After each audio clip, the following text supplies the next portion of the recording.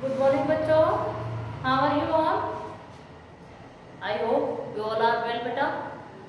तो हमने पिछली कक्षा में पाठ 1 क्या पढ़ा था? पाठ 1 सफल जीवन. कौन सा पाठ पढ़ा था हमने? पाठ 1. पाठ का नाम था सफल जीवन. हमने इसको पढ़ा था और साथ में इसके शब्दार्थ भी लिखे थे. तो बेटा आप सभी ने इसके शब्दार्थ अपनी कॉपी में लिख लिए होंगे. ठीक है, बिल्कुल साफ साफ हैंड राइटिंग में. जैसा कि मैंने आपको बताया था कि आपको हिंदी की 2 कॉपियाँ बनानी है. एक किसकी?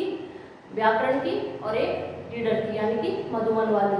ठीक है बेटा, उस कॉपी को कवर करेंगे, नाम लिखेंगे और हमने उसी तरह से किया सबने.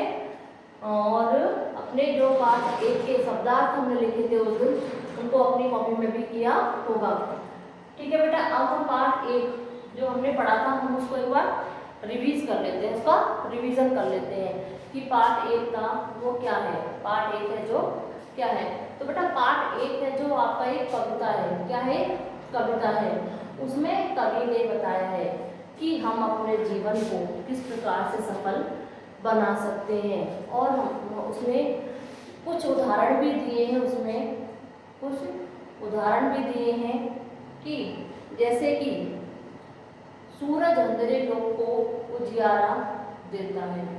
कि जो सूरज है, अंधेरा लोग जहाँ अंधकार होता है वहाँ उजियारा देता है, यानी कि प्रकाश देता है. चंद्रमा चांदनी देता है और चंद्रमा चांदनी प्रदान करता है. ऐसे ही सदा दूसरों के, यानी कि हमेशा दूसरों के लिए गगन से मेघ, यानी कि जो बारिश होती है वो हमेशा दूसरों के हित में होती है. होती है ना दूसरों के हित में. क्या जब बादल से पानी बरसता है, जब पानी आता है, बरसात होती है, तो उसमें उसका हित तो कुछ नहीं होता ना, उसमें दूसरों का हित होता है. जैसे चंद्रमा चांदनी देता है, बताया मैंने आपको. सूरज अंधेरे लोगों को उजियारा देता है, प्रकाश देता है ना. और क्या क्या बातें हो सकती है. दूसरा, जो फूल है वो सबको अपनी सुगंध प्रदान करके प्रसन्न करता है. सुगंध देके प्रसन्न करता है. जैसे कि हमको कोई फूल हो और हम उसकी जब खुशबू सुनते हैं ना, जब सुगंध सुनते हैं तो हमें अच्छा लगता है ना. ठीक है, तो उस जो फूल है वो भी किसके लिए कार्य करता है? दूसरे के लिए कार्य करता है. ऐसे ही जो एक दीप है, एक दीपक होता है, अगर उसे अंधेरे कमरे में रखते हैं तो बेटा उससे उजाला होता है. बहुत ज़्यादा उजाला नहीं हुआ लेकिन उतना अंधेरा भी नहीं रहेगा जितना उस कमरे में पहले अंधेरा था. ठीक है, और दूसरा कवि ने क्या कहा है कि हजारों जन्म लेते हैं, हजारों मृत्यु पाते हैं. इस धरती पर हजारों लोग जन्म लेते हैं और हजारों मृत्यु को प्राप्त हो जाते हैं. और जरा सी आँख मिलते ही सब भूल जाते हैं. कि मृत्यु होने के बाद सब भूल जाते हैं, यानी कि जिसकी मृत्यु हो गई उसको सब भूल जाते हैं. वह धन्य है, वह व्यक्ति धन्य है. कौन व्यक्ति जब धन्य है? जिनका जीवन सफल है. जिनका जीवन सफल है वह व्यक्ति धन्य है. वह धन्य है जिसकी याद युगों तक आए, यानी कि ऐसा व्यक्ति जिसने दूसरों के हित में बहुत सारे काम किए हों, उसकी याद हमेशा युगों तक आती है. अब बेटा आपको ये पाठ खूब अच्छी तरह से समझ में आ गया होगा कि जो पाठ 1 कविता है सफल जीवन वो क्या है, उसमें कवि क्या कह रहा है. ठीक है, तो हमने शब्दार्थ कर लिए थे इसके पिछली कक्षा में. आज की कक्षा में हम इसके प्रश्नोत्तर लिखेंगे. सबसे पहले हम इसके प्रश्नोत्तर लिखेंगे आज की कक्षा में. तो आज की कक्षा में हम इसके मौखिक प्रश्नोत्तर लिखेंगे. कौन से प्रश्नोत्तर लिखेंगे? मौखिक प्रश्नोत्तर. इसके लिए सबसे पहले हम क्या डालेंगे? हेडिंग. हेडिंग में क्या लिखेंगे? मौखिक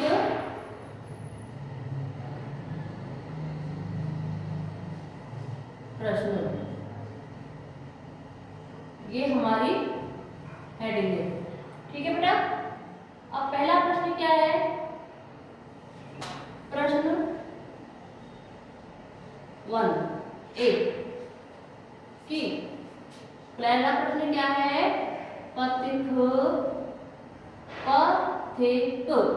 पथिक का मतलब राहगीर को छाया कौन प्रदान करता है। देखो बेटा, पहला प्रश्न क्या कह रहा है?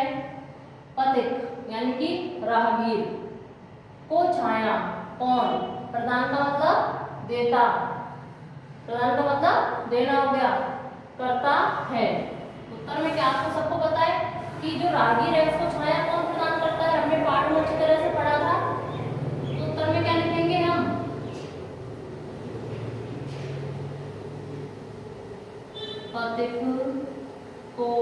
पथिक को छाया पेड़ कौन देता है? पेड़ प्रदान करता है। क्या हो गया अपना उत्तर बेटा? कि पथिक यानी कि राहगीर पथिक को छाया पेड़ प्रदान करता है। क्लियर? कौन देता है छाया? पेड़। कौन देता है? पेड़। प्रश्न दूसरा प्रश्न क्या है? सुमन। सुमन का मतलब होता है फूल। क्या होता है? फूल। क्या बांटता है? सुमन क्या बांटता है? क्या बांटता है सुमन? जो फूल है वो क्या देता है सबको? सुमन सौरभ किसको कहते हैं? सुगंध को। तो कहते हैं सुगंध को बांटता है। आया समझ में? सुमन सौरभ या सुगंध बांटता है। हमने सुगंध को कोष्टक में क्यों लिखा है? समझने के लिए कि हमको जैसे समझ में नहीं आए सौरभ क्या होता है, तो सौरभ का मतलब क्या होता है? सुगंध। क्या होता है? सुगंध। और हमको सबको पता है, अभी बताया मैंने कि सुमन किसको कहते हैं? फूल को कहते हैं। किसको कहते हैं? फूल को कहते हैं। तो फूल से हमको क्या मिलती है? सुगंध मिलती है। क्या मिलती है? सुगंध मिलती है।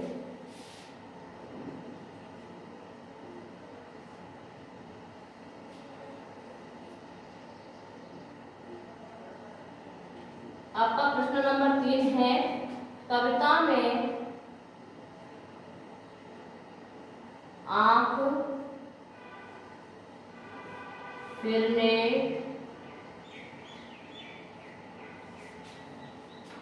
का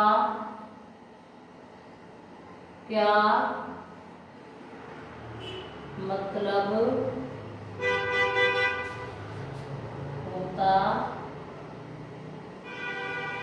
है? आपका जो प्रश्न 3 है वो क्या कह रहा है? कविता में आंख फिरने का क्या मतलब होता है? तो उत्तर में क्या लिखेंगे? हमने अभी पढ़ा था, अभी समझाया था ना मैंने आपको।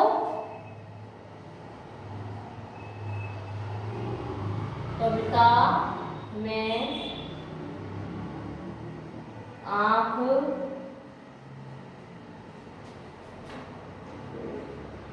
फिरने का मतलब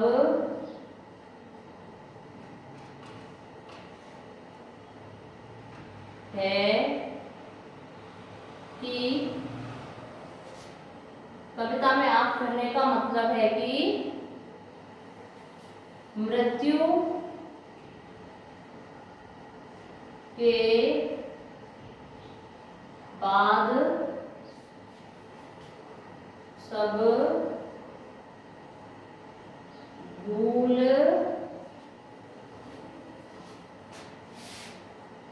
जाते हैं।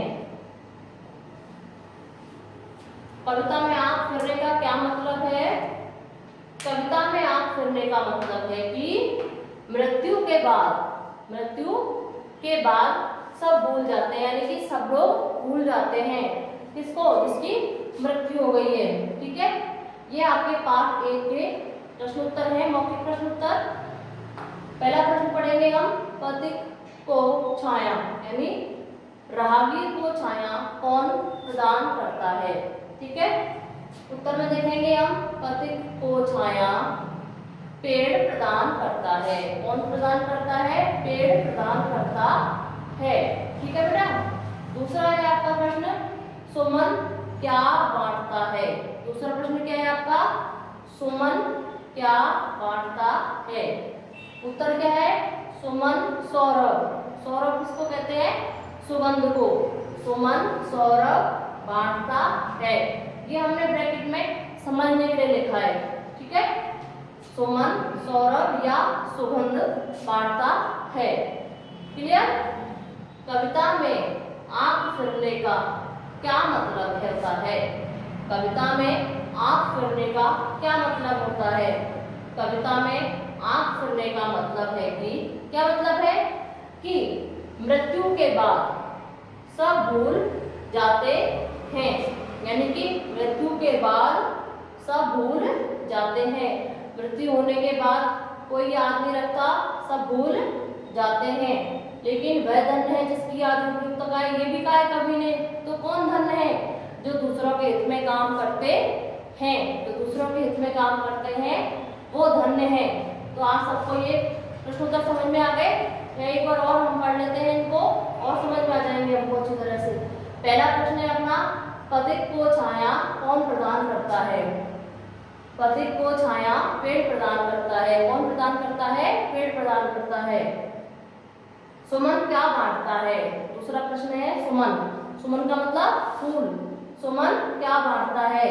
तो सुमन सौरभ या सुगंध बांटता है। क्या बांटता है? सौरभ या सुगंध बांटता है। कविता में आंख फिरने का क्या मतलब होता है।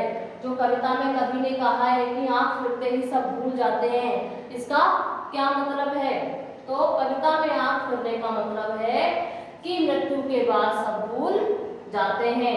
कविता में आंख फिरने का क्या मतलब है कि मृत्यु के बाद सब भूल जाते हैं। ठीक है बेटा, आपको तीनों प्रश्न समझ में आ गए, जिनके उत्तर भी आप सबको याद हो जाएंगे, क्योंकि ज्यादा बड़े नहीं है, छोटे छोटे इसके आंसर हैं। ये तीनों प्रश्न आप आपकी उसी कॉपी में करेंगे जिसमें आपने शब्दार्थ लिखे थे। ठीक है बेटा, क्योंकि अभी ये मधुबनी चल रहा है ना अपना, हमने पार्ट 1 पढ़ा था उस दिन, सफल जीवन, उसके शब्दार्थ लिखे थे, उसी के ये प्रश्न उत्तर हैं। आप इसको अपनी कॉपी में लिखेंगे बिल्कुल साफ साफ हैंडराइटिंग में बेटा, और कोई से कोई प्रॉब्लम होगी तो आप मेरे को पूछ लेना। थैंक यू बेटा। ओके।